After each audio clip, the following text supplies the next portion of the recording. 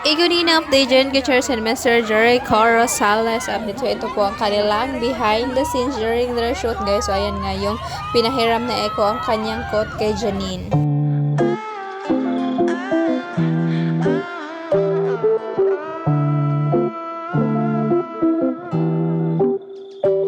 Alright, what's up guys? Welcome po muli sa aking YouTube channel. Good afternoon po sa inyong lahat, sa mga kumakain na happy eating po sa inyong lahat. So ito nga kaganapan ng Ikunin today. Well actually guys, alam nila na sinot na po nila yung kaganapan nila sa ASAP today. So ito nga ang binahagi ng ASAP and binahagi din ng manager ni Echo guys. So ayan, ultimate bonding with the cast of Lavender Fields January 12 noon.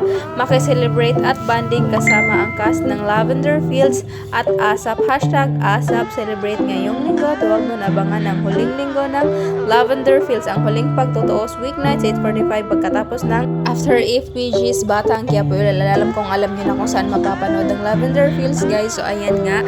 Then sabi nga ni Darren kanina is our very own Iris Buenavides, the very beautiful Janine Gutierrez. Iris Buenavides po. Nabubulol naman. Sorry po. And ito nga ang kaganapan intro nila ni Miss Janine Gutierrez kanina guys sa ASAP. Pagka-start 12 noon.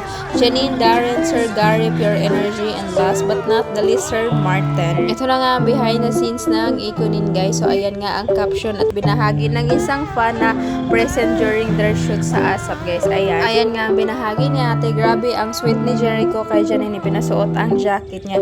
If naalala nyo guys, nung pinopromote nila ng Team Lavender Fields ang guys, ang Lavender Fields is wala po, di po present si Janine.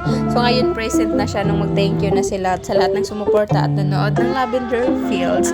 Kasi nga nung pinomote nila guys, nung kakastart pa lang ng Lavender Fields is hindi nga present si Janine kasi nasa siya guys, nasa Venice para sa Venice Film Festival if naaalala niyo yun. So ayun, share ko lang sa inyo. So ayun na guys, ingat, love so much.